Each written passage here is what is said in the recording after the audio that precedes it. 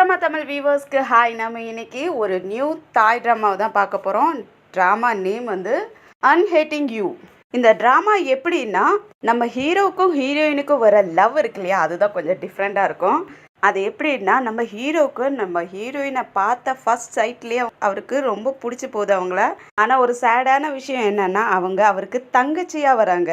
அப்புறம் எப்படி ஹீரோயினை லவ் பண்ண போறாருன்னு தானே கேட்குறீங்க. ஹீரோ மட்டும் அவங்கள லவ் பண்ணலை, ஹீரோயினும் லவ் பண்ணுறாங்க. ஆனால் இது எப்படி, ஏன் இந்த மாதிரி சிஸ்டர் அண்ட் பிரதர் லவ் பண்ணால் அது தப்பு இல்லையா அப்படிங்கிற மாதிரிலாம் யோசிக்க தோணும். அதோடைய ட்விஸ்ட்டு வந்து நமக்கு ஃபஸ்ட் எபிசோட்லேயே ரிவீல் ஆகிடும். ஆனால் ஹீரோவுக்கு தான் ஒரு கஷ்டமான சூழ்நிலையாக போயிடும். நாம் இப்படி ஆசைப்பட்ட பொண்ணு நமக்கு தங்கச்சியாக வந்து சேர்ந்துருக்காளே அப்படிங்கிற ஒரு சூழ்நிலை. அச்சோ, நான் உங்ககிட்ட ஒரே லைன்லேயே கதையை சொல்லி முடிச்சிருவோம் போல இருக்குது. நிறைய ட்விஸ்ட் அண்ட் டர்ன்லாம் வரப்போகுது. அதனால் நம்ம கதையை முதல்ல பார்க்க போகலாம். ட்ராமாவோட ஸ்டார்டிங்லேயே COVID-19 பற்றி தான் சொல்லிக்கிட்டு இருக்காங்க நியூஸில். கொரோனா டைமில் நிறைய கம்பெனியெல்லாம் இழுத்து மூடி இருக்கும். அதில் நிறைய பேத்துக்கு வேலையும் போயிருந்திருக்கும். இந்த மாதிரி சம்பவம் எனக்கு கூட நடந்திருக்கு. கொரோனா டைமில் என்னோட வேலையும் போயிடுச்சு. ஆக்சுவலாக கொரோனா டைமில் கவர்மெண்ட் என்ன சொல்லியிருக்கோம்னா, உங்கள் எம்ப்ளாயீஸ் எல்லாருக்குமே அவங்க வேலை இல்லாத வீட்டில் இருப்பாங்க, அந்த சமயத்தில் நீங்கள் ஹெல்ப் பண்ணணும், அவங்களுக்கு அவங்களுடைய சம்பளத்தை கொடுக்கணும்னு சொல்லி இருந்திருப்பாங்க. ஆனால் எந்த கம்பெனி கேட்டிருக்கு? அந்த சமயத்தில் எல்லா கம்பெனிக்காரங்களும் எங்கே எம்ப்ளாயீஸ்லாம் இருந்தாங்கன்னா நமக்கு தான் பேர்டன் அதிகமாகிடும்னு நினச்சிக்கிட்டு இருக்கிற எல்லா எம்ப்ளாயீஸ்லேயும் டிஸ்மிஸ் பண்ணிக்கிட்டு இருந்தாங்க. அதே போல் ஒரு சம்பவம் தான் நடந்துக்கிட்டு இருக்குது. தாய்லாந்தில் ஒரு பெரிய கம்பெனி வின்ஸ் அண்ட் கோன்ட்டு, அந்த கம்பெனியில் என்ன பண்ணிடுறாங்கன்னா, கொரோனா டைம்ங்கிறதால அவங்களுக்கு ஏற்கனவே பிஸ்னஸில் கொஞ்சம் லாஸ் ஆகிருக்கும். அதனால் என்ன பண்ணிடுறாங்கன்னா, கொஞ்சம் கீழ்மட்ட வேலை செய்கிறவங்க, அதுலேயும் ஆஃபீஸில் ஒர்க் பண்ணுறவங்க நிறைய பேர்த்த ஆள் குறைப்பு பண்ணி ஆகணுன்ட்டு நிறைய பேர்த்த டிஸ்மிஸ் பண்ணியிருப்பாங்க. அதனால் அங்கே உள்ள ஒர்க்கர்ஸ் எல்லாம் ப்ரொட்டஸ்ட் பண்ணிகிட்டு இருக்காங்க. ஒர்க்கர்ஸ் எல்லாம் கோஷம் போட்டுக்கிட்டு இருக்காங்க, எங்களுக்கு வேலை வேணும், எங்களுக்கு சம்பளமாவது கொடுங்க, கொஞ்சம் சம்பளமாவது கொடுங்க, நாங்கள் உங்ககிட்ட தானே இவ்வளோ நாளாக வேலை செஞ்சுக்கிட்டு இருந்தோம், நாங்கள் இப்போ எங்கே போகிறது, கொரோனா டைமில் வேலை எப்படி கிடைக்கும், அதான் கவர்மெண்ட்டே எங்களுக்கு சம்பளம் கொடுக்க சொல்லியிருக்காங்களே, நீங்கள் எங்களுக்கு சம்பளம் கொடுத்தாகணும், வேலை கொடுத்தாகணும்னு சொல்லிட்டு ப்ரொட்டஸ்ட் பண்ணிக்கிட்டு இருக்காங்க. அதில் வின் கம்பெனியோட ஓனர் வின் அசிஸ்டண்ட் இருக்கா, அவள் உள்ளேருந்து எட்டி பார்த்துட்டு பயந்துக்கிட்டு இருக்கா. ஐயோ, இந்த ஒர்க்கர்ஸ் எல்லாம் எப்படி ஸ்டாப் பண்ணுறது, எப்படி போக வைக்கிறதுன்னு பயந்து போய் நின்றுட்டு இருக்க. அதில் ஒரு ஒர்க்கர் பார்த்துடுறான். இங்கே பாருங்க, வின் அசிஸ்டண்ட் இங்கே வந்திருக்கான்னு சொல்லிட்டு கத்தவும், அவளும் வெளியே வந்துட்டு சாரி, காம் டவுனாக இருங்க, எதுக்கும் சத்தம் போடாதீங்கன்னு சொல்லிட்டு ஒர்க்கர்ஸ் எல்லாம் அவளே பார்த்துக்கிட்டு இருக்காங்க, எங்கே நமக்காக பேசுவாளோ அப்படின்ட்டு. ஆனால் அந்த பொண்ணு என்ன சொல்லிடுறான்னா, நீங்கள் இங்கேருந்து முதல்ல கிளம்புங்கன்னு சொல்கிறாளா. செம்ம கோவமாயிடுறாங்க ஒர்க்கர்ஸ் எல்லாம். அந்த டைமில் தள்ளுமுள்ளாகி அவள் கீழே விழ போக அப்போ ஒரு கை வந்து தாங்குது. அது யாருன்னா, இந்த பொண்ணு தான் நம்ம ட்ராமாவோட ஹீரோயின் ரோஸ். இவங்களும் இதே கம்பெனியில் அக்கௌண்ட் செக்ஷனில் வேலை செய்கிறவங்க. நம்ம ஹீரோயினும் இந்த பொண்ணும் டியரஸ்ட் ஃப்ரெண்டு. அதனால் நீ இரு, நான் பார்த்துக்கிறேன்னு சொல்லிட்டு அவங்க பேச சமாளிக்க ஆரம்பிக்கிறாங்க. நான் இந்த மாதிரி அக்கௌண்ட் செக்ஷனில் தான் வேலை செய்கிறேன், இங்கே லீடர்ஸ் எல்லாம் மீட்டிங் போடுவாங்க, நான் அந்த சமயத்தில் அவங்க கிட்ட பேசுகிறேன், உங்களுக்கு கண்டிப்பாக சம்பளமும் கிடைக்கும், வேலையும் கிடைக்கும், எதுக்கும் பயப்படாதீங்க, அமைதியாக இங்கேருந்து போங்கன்னு சொல்லி அந்த ஒர்க்கர்ஸ் எல்லாம் டேலண்டாக பேசி அவங்கள எல்லாத்தையும் அனுப்பி விட்டுறாங்க. ஆனால் அதுக்கப்புறம் தான் இவங்களுக்கே தெரிவது இவங்களோட வேலையை போயிடுச்சு. அந்த ஃப்ரெண்ட் பொண்ணு தான் சொல்கிறா, நீ எதுக்காக இந்த மாதிரிலாம் அங்கே பேசின, ஏற்கனவே உன்னோட வேலையே இங்கே போயிடுச்சு, நீ எதுக்காக அவங்கக்கிட்ட இந்த மாதிரிலாம் பேசின அப்படிங்க. அவங்களுக்கு ஷாக் ஆகிடுது. நீ என்ன சொல்கிற, என்னோட வேலை போயிடுச்சா, 6 லிஸ்ட்டு வந்திருக்குன்ட்டு ஃபோனை காட்டும். அந்த லிஸ்ட்டில் பார்த்தா இவங்களோட நேமும் இருக்குமா. அதை பார்த்து டென்ஷன் ஆகிட்டு வின்க்கு கால் பண்ணி, என்னை ஏன் வேலையை விட்டு தூக்குனீங்க, எங்கள் அம்மா வேற உடம்பு சரியில்லாத ஹாஸ்பிட்டலுக்கு நாங்கள் அலைஞ்சிக்கிட்டு இருக்கோம், இந்த நேரத்தில் என்னுடைய வேலையை எடுத்துட்டிங்கன்னா நான் எப்படி அவங்கள பார்த்துக்க முடியும், ப்ளீஸ் இந்த மாதிரி பண்ணாதீங்க, எனக்கு திரும்பவும் என்னோடய வேலையை கொடுத்துருங்கன்னு சொல்லி கெஞ்சிக்கிட்டு இருக்காங்க. ஆனால் அந்த ஆள் கேட்குற மாதிரி இல்லை. அதுக்கு நான் என்னம்மா பண்ண முடியும், ஏற்கனவே நம்ம கம்பெனி லாஸில் தான் போய்கிட்டு இருக்கு, அதில் பிஸ்னஸே கிடையாது, இதில் என்ன நீ மட்டுமா வேலையை விட்டு போகிற, இதில் நிறைய பேர் போய்கிட்டு இருக்காங்க, உன்னோட ப்ராப்ளத்தை நீயே பார்த்துக்கு, நீயே ஃபேஸ் பண்ணிக்கன்னு சொல்லிட்டு காலை கட் பண்ணிடுறான். ரோஸ்க்கும் இப்போ என்ன பண்ணுறது, இப்படி நம்ம வேலை போயிடுச்சுன்னு டென்ஷனில் நின்றுட்டு இருக்கக்குள்ளேயே அவங்க தம்பிக்கிட்ட இருந்து கால் வருது. அவங்க அம்மாவுக்கு உடம்பு சரியில்லாத சீரியஸான நிலைமையில் இருக்காங்க, ஹாஸ்பிட்டலில் அட்மிட் பண்ணியிருக்காங்க, அதனால் நீ சீக்கிரமாக ஹாஸ்பிட்டலுக்கு வான்னு சொல்லி கூப்பிடுறான். அவங்களும் பதட்டமாயிட்டு அந்த ஹாஸ்பிட்டலுக்கும் போகிறாங்க. அவங்க அம்மாவுக்கு ஆப்ரேஷனும் நடந்துக்கிட்டு இருக்கு. அவங்க அம்மாவுக்கு ஹார்ட் ப்ராப்ளம் போல் இருக்குது, அதனால் உள்ள ஆப்ரேஷன் பண்ணிக்கிட்டு இருக்காங்க. அதுக்கப்புறம் கொஞ்ச நேரத்தில் டாக்டரும் வெளியே வந்துட்டு, உங்கள் அம்மா இப்போ கொஞ்சம் பரவாயில்ல, நாங்கள் அவங்களுக்கு ஆப்ரேஷன்லாம் பண்ணிட்டோம் அப்படின்னு சொல்கிறாரு. அதை நினச்சி கொஞ்சம் சந்தோஷப்படுவாங்களா? அதுக்கப்புறம் தான் அவங்களுக்கு தலையில் பெரிய இடியே விழுவுது. தம்பி சொல்கிறான், அக்கா ஆப்ரேஷன்லாம் சக்ஸஸ்ஃபுல்லாக முடிஞ்சிருச்சு அம்மாவுக்கு, அவங்க நார்மல் ஆகிடுவாங்க. ஆனால் ஹாஸ்பிட்டல் பில் எப்படி வந்திருக்குன்னு உனக்கு தெரியுமா? 30 லட்சத்துக்கு மேலே வந்திருக்குக்கான்னு சொல்கிறான். அதை கேட்டு அவங்க ஷாக் ஆகிடுறாங்க. அதுக்கப்புறம் அவங்க அம்மாவையும் வார்டில் ஷிஃப்ட் பண்ணுறாங்க. அவங்க அம்மாவையும் பார்த்துக்கிட்டே பின்னாடி அவங்க தம்பியை திரும்பி பார்க்குறாங்க. அவன் சின்ன பையனாக இருக்கான். அவனால் இதை எப்படி சமாளிக்க முடியும்னு யோசிச்சுக்கிட்டே வீட்டுக்கு போகலான்னு சொல்லிட்டு அவங்க கார் எடுக்கிறதுக்காக ஸ்டெப்ஸில் இறங்கிக்கிட்டே அவங்க காரை ரிமோட் மூலயமா ஓப்பன் பண்ணுறாங்களா, அதில் ஒருத்தன் விசில் அடிக்கிறான். அந்த காருக்கு பக்கத்துலேயே ஒருத்தன் உட்காந்துருக்கான். அவன் ஓடி போய் அந்த காருக்குள்ளே உட்காந்துக்கிறான். தெரியாது, அவங்களும் கவனிக்காமல் கார் எடுத்துக்கிட்டு போய்கிட்டு இருக்காங்க. பாதி வழியிலே அவன் கத்தியை கட்டி மிரட்ட ஆரம்பிச்சிடுறான். ரோஸும் பயந்து போய், உனக்கு என்ன வேணும், எதுக்காக இந்த மாதிரி கழுத்தில் கத்தியை வச்சுக்கிட்டு இருக்க, நீ யாருன்னு சொல்லி கேட்குறதுக்கு, எதுவும் பேசாத, நேராக வண்டி எடுத்துக்கிட்டு போய்கிட்டே இருக்கணும் அப்படின்னு சொல்லுவானா. அவங்களும் பயந்துக்கிட்டு வண்டியை ஓட்டிக்கிட்டே இருக்காங்க. ஒரு கட்டத்தில் வண்டியை மெதுவாக ஸ்டாப் பண்ணுற மாதிரி அந்த காரோட கியரை தூக்குவாங்க. அப்படியே ஸ்டக் ஆகி அவன் கீழே விழுந்துடுறான். அதுக்கப்புறம் பயந்தடிச்சுட்டு அந்த காரை விட்டு இறங்கி அவங்க ஓட ஆரம்பிக்கிறாங்க. அவனும் பின்னாடியே ஓடி வந்து அவங்கள பிடிச்சி தூக்கிடுறான். விடுறான்னு துள்ளி துள்ளி குதிக்கிறாங்க. ஆனால் ஒரு கட்டத்தில் அவங்கள கீழே படுக்க வச்சு ரேப் பண்ண ட்ரை பண்ணிக்கிட்டு இருக்கான். அந்த சமயத்தில் ஒருத்தவங்க அவனை தூக்கி அந்த இடம் வீசிடுறாங்க. அது யாருன்னா, அங்கே நம்ம ஹீரோ தான் வந்திருக்கான். அதுக்கப்புறம் அவனை அடிக்கலான்ட்டு போகிறப்ப அவன் கத்தியை வச்சு மிரட்ட ஆரம்பிச்சிடறான். அதுக்கப்புறம் 2 பேருக்குமே சண்டை வந்துடுது. அவனை அடித்து தள்ளி விட்டுறான். அந்த சமயத்தில் ஒரு பைக்காரன் வரான். அவன் ஹீரோவை எட்டி உதைச்சி தள்ளி விட்டுட்டு அவனுடைய ஆளையும் அங்கேருந்து கூட்டிகிட்டு போயிடுறான். அதுக்கப்புறம் ரோஸ் ஹீரோ பக்கத்தில் வந்துட்டு, உங்களுக்கு எதுவும் ஆகலைல்ல, வாங்கன்னு சொல்லி கூட்டிகிட்டு போகிறாங்க. காருக்கு பக்கத்தில் வந்த உடனே, ரொம்ப தேங்க்ஸ், எனக்கு நீங்கள் ரொம்ப ஹெல்ப் பண்ணியிருக்கீங்க, ரொம்ப தேங்க்ஸ் அப்படின்னு சொல்லிக்கிட்டு இருக்க. அப்போ ஹீரோ கையில் இருந்து அடிபட்டிருக்கும் போல இருக்கு, ரத்தம் வருது. உடனே ரோஸும் பார்த்துட்டு, அச்சோ அடிபட்டுருச்சா, இருங்க வரேன்ட்டு அவங்க காருக்குள்ளே இருந்து ஒரு ருமால் எடுத்துகிட்டு வந்து கட்டி விடுறாங்க. வாங்க நம்ம ஹாஸ்பிட்டலுக்கு போகலாம், பெருசாக எதுவும் அடிபட்டிருந்துச்சுன்னா என்ன ஆகுறது, வாங்க போகலான்னு சொல்லி கூப்பிட்றதுக்கு, இல்லை வேண்டான்னு சொல்கிறாரு. ரோஸ் இந்த மாதிரி அவருக்காக பதறி போயிட்டு கேர் பண்ணுறதை பார்த்தோன்னே அவருக்கு ரொம்ப பிடிச்சி போயிடுது. ஸ்மைல் பண்ணிக்கிட்டே, இல்லை வேண்டாம், உங்கள் காரு வியோடாக திறந்து போட்டு கிடக்கு, ஆனால் காருக்குள்ளே யாருமே இல்லையே, அதனால தான் நான் பார்த்துட்டு ஃபாலோ பண்ணிக்கிட்டு வந்தேன், அப்போ தான் உங்களை காப்பாற்ற முடிஞ்சுது. சரி நீங்கள் சேஃபாக வீட்டுக்கு கிளம்புங்கன்னு சொல்லுவாரா. காருக்குள்ளே போய் பார்ப்பாங்க, கீ இருக்காது. அவன் துரத்துன பதட்டத்தில் கார் கீயை வெளியே எங்கேயோ போட்டிருப்பாங்க போல இருக்கு. என்னாச்சு, கார் கீயை தொலைஞ்சி போச்சா, சரி வாங்க நான் உங்களுக்கு ஹெல்ப் பண்ணுறேன்னு சொல்லிட்டு 2 பேருமே தேடுவாங்க. அப்போ காருக்கு முன்னாடி தான் கீ விழுந்து கிடக்குமா. 2 பேருமே எடுக்கிறதுக்காக போவாங்க. ஹீரோயின் முதல்ல எடுத்துடுறாங்க. அதுக்கப்புறமும் திரும்ப திரும்ப ஹீரோ கிட்ட தேங்க்ஸ் சொல்லிக்கிட்டே இருப்பாங்க. அவங்க அழகாக அந்த முன்னாடி இருக்கிற முடியை ஒதுக்கிக்கிட்டே சொல்லுவாங்களா, அது அவருக்கு ரொம்ப பிடிச்சி போயிடுது. ஹீரோவுக்கும் தேங்க்ஸ் சொல்லிட்டு காருக்குள்ளே உட்காருவாங்க. ஹீரோவும் ஏதோ சொல்கிறதுக்காக வருவார். ரோஸும் என்னன்னு கேட்குறாங்க, ஆனால் எதுவும் சொல்லாமல் தயங்கிக்கிட்டே, இல்லை நீங்கள் சேஃபாக வீட்டுக்கு போங்க அப்படின்னு சொல்லி அனுப்பி விட்டுறாரு. அடுத்த நாளே ரோஸ் என்ன பண்ணுறாங்கன்னா, அவங்க அம்மாவுடைய ஹாஸ்பிட்டல் செலவுக்காக காசு இல்லையா, அதனால் அவங்களோட காரையே வித்துடுறாங்க. அதில் கொஞ்சம் பணம் கிடச்சிருக்கும், அதுவும் ஹாஸ்பிட்டலில் கட்டுறாங்க. ஆனால் ரொம்ப கொஞ்சம் தான் கிடச்சிருக்கும். ஒரேடியாக 30 லட்சத்துக்கு மேலேயே கட்டி ஆகணும் இல்லையா, இன்னும் 30 லட்சம் கட்ட வேண்டியது இருக்குது அவங்களுக்கு.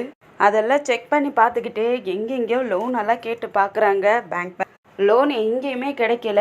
அதனால லோன் எங்கேயாவது கிடைக்குமான்ட்டு அவங்க ஃபோனில் செக் பண்ணிக்கிட்டு இருப்பாங்களா. அந்த சமயம் அவங்க ஃப்ரெண்ட் இருக்காங்க இல்லையா, அந்த பொண்ணு இருந்துக்கிட்டு, நீ என்னடி பண்ணுற, லோனுக்கு அலைஞ்சிக்கிட்டு இருக்கியா, இந்த மாதிரி பர்சனல் லோன்லாம் எடுத்தீங்கன்னா உன்னால் கட்டவே முடியாது, ரொம்ப கஷ்டமாயிடும், நீ வேணா மிஸ்டர் வென்கிட்ட கேட்டு பாரு, அவர் உனக்கு தருவார்ல.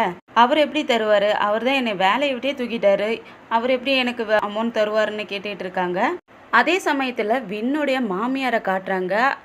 அவங்க கிட்ட ஒரு வக்கீல் வந்து பேசிக்கிட்டு இருக்கான். நீங்கள் அவரை விட்டு 20 வருஷத்துக்கு முன்னாடியே அமெரிக்கா போயிட்டீங்க, அவர் அப்பையிலேருந்தே உங்களை நான் தேடிக்கிட்டு தான் இருக்காரு, இப்போ தான் ரீசெண்டாக 5 வருஷத்துக்கு முன்னாடி நீங்கள் வந்தீங்கன்னு நாங்களும் கேள்விப்பட்டோம், மாஸ்டர் உங்களை மீட் பண்ணி பேசணும்னு நினைக்கிறாரு, ஸோ ப்ளீஸ் மேடம் வாங்கலன்னு சொல்லி கூப்பிடுவாரா. ஆனால் அவங்க கேட்குற மாதிரியே, இல்லை என்னாலலாம் வர முடியாது, அவனை எதுக்காக நான் பார்க்கணும், எனக்கு அங்கே வர்றதுக்கு விருப்பம் இல்லைன்னு சொல்கிறாங்க. அந்த வக்கீலும், மேடம் அவர் இப்போ ரொம்ப சிக்காக இருக்காரு, அதனால் உங்களை பார்த்து பேசணும்னு ஆசைப்படுறாரு, வாங்கலன்னு சொல்லி கூப்பிடுறாரு. இல்லை முடியாது, எங்கள் விஷயம் 20 வருஷத்துக்கு முன்னாடியே முடிஞ்சு போச்சு. என்னால் வர முடியாதுன்னு சொல்லிடுறாங்களா? இன்னும் சொல்லி பார்க்குறான். அம்மா நீங்கள் போங்களேன், அவர் தான் இவ்வளோ தூரம் சொல்லிக்கிட்டு இருக்காரே, போய் பார்த்துட்டு தான் வாங்கலன்னு சொல்கிறதுக்கு, நீ இதை பற்றி பேசாத, எனக்கு அங்கே போகணுங்கிற அவசியம் இல்லை. அவங்க இந்த மாதிரி பிடி கொடுக்காம இல்லை என்னால் வர முடியாதுன்னு சொல்கிறதால அந்த லாயர் என்ன பண்ணுறான்னா, எங்கள் மாஸ்டர்கிட்ட பில்லியன் கணக்கில் சொத்து இருக்குது, நீங்கள் மட்டும் இப்போ வந்தீங்கன்னா உங்களுக்கும் அதில் பாதி கிடைக்கும் அப்படின்ட்டு பணத்தை வச்சு இவங்கள கூட்டிகிட்டு போகலான்னு நினச்சி கேட்குறான். அப்போ பக்கத்தில் இருக்கிற வின்னோட முகத்தை பாருங்களேன், ஏதோ வெள்ளத்தனமாக யோசிக்கிற மாதிரி இல்லை.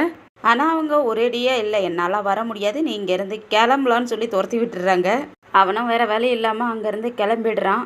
அதுக்கப்புறம் வின் என்ன பண்ணுறான்னா, அவனுடைய ஒய்ஃபை கூட்டிகிட்டு வந்துடுறான். உங்கள் அம்மா இந்த மாதிரி உங்கள் அப்பாவை பார்க்க மாட்டேன்னு சொல்கிறாங்க, நீ போய் கன்வின்ஸ் பண்ணு, நமக்கும் கொஞ்சம் பிஸ்னஸில் ப்ராப்ளமாக இருக்கு இல்லையா, நீ கொஞ்சம் கன்வின்ஸ் பண்ணுன்னு சொல்லியிருப்பான் போல இருக்கு. அந்த பொண்ணும் வந்துட்டு, அம்மா நீங்கள் போயிட்டு அப்பாவை பார்த்துட்டு வரலாம்ல, அவர் தான் இப்போ உடம்பு சரியில்லாத இருக்காராமே, நீ போய் பார்த்துட்டு வாமான்னு சொல்கிறாங்க.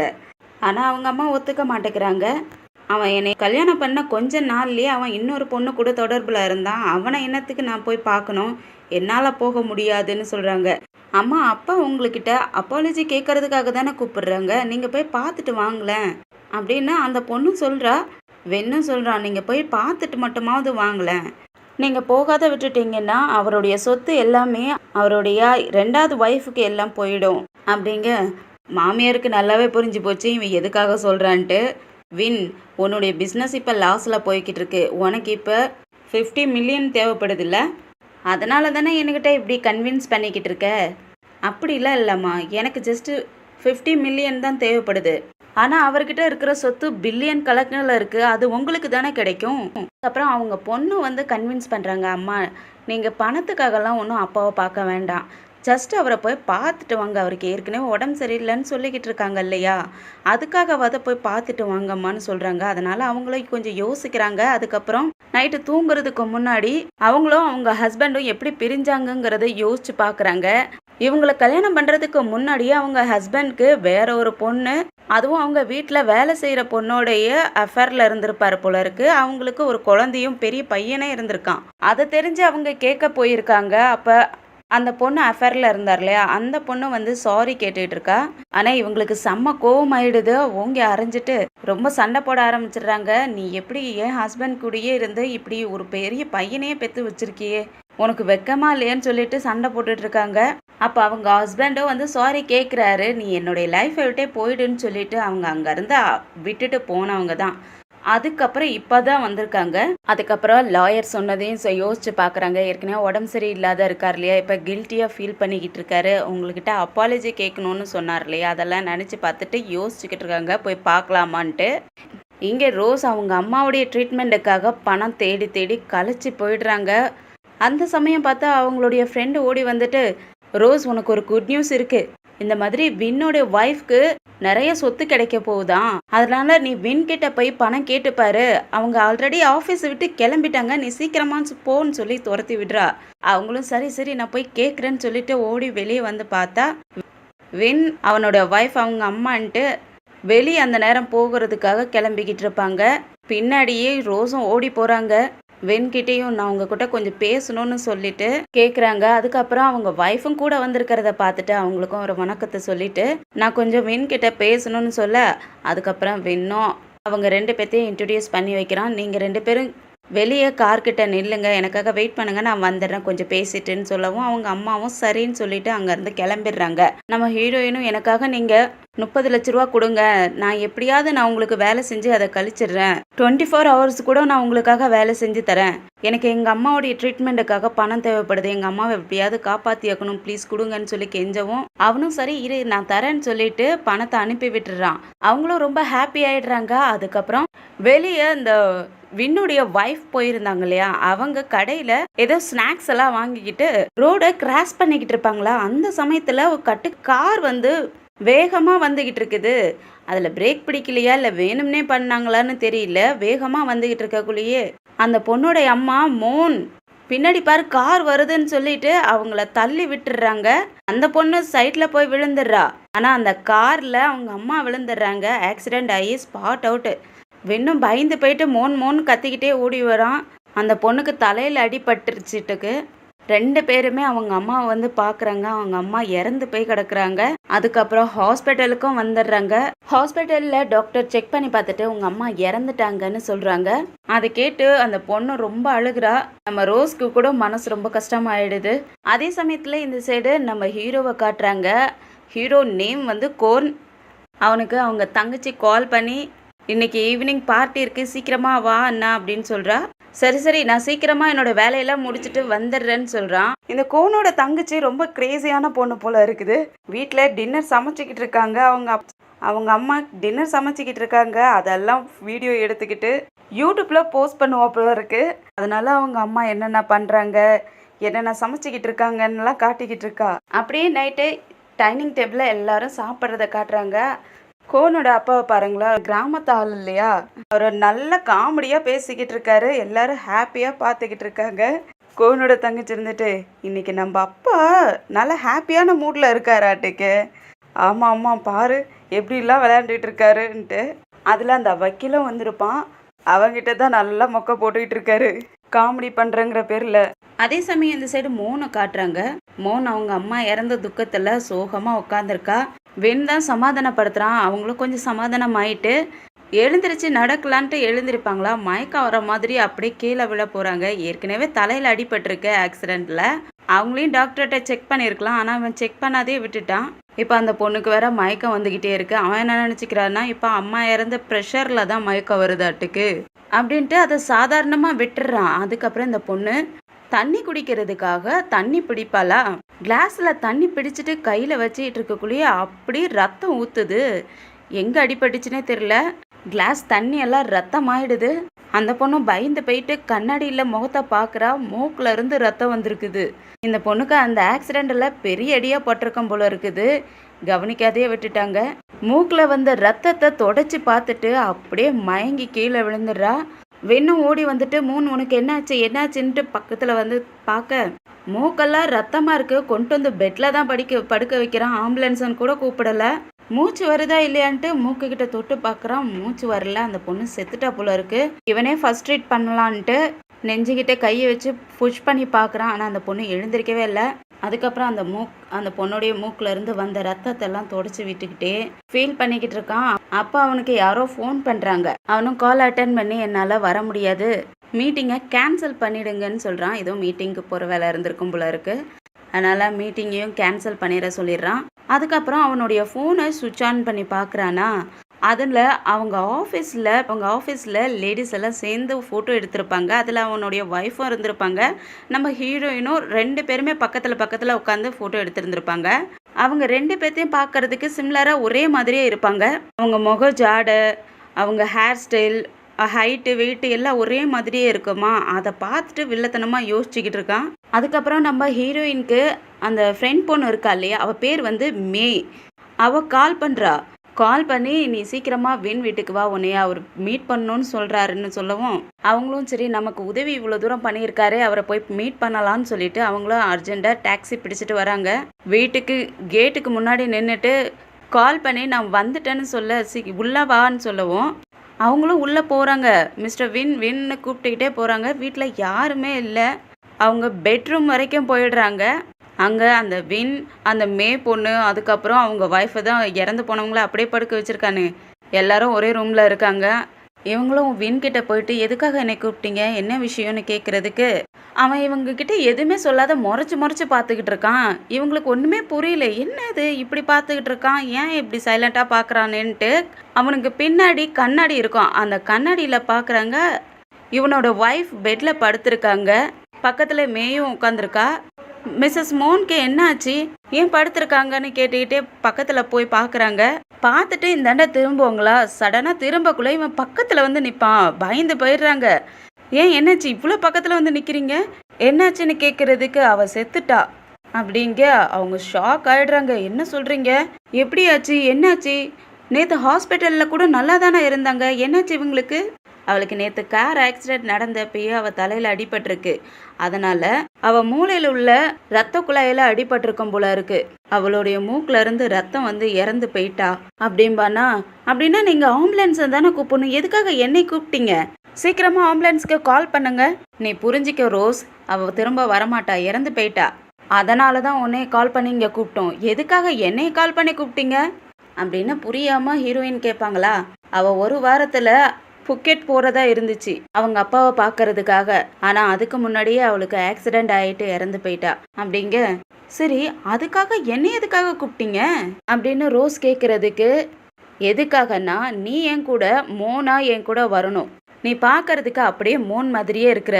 உன்னோட ஹேர் ஸ்டைல், உன்னோட ஹைட்டு, வெயிட்டு, உன்னோட பிளட் குரூப்ல இருந்து உன்னுடைய ஃபேஸ் கட் வரைக்கும் அப்படியே மோன் மாதிரியே இருக்க.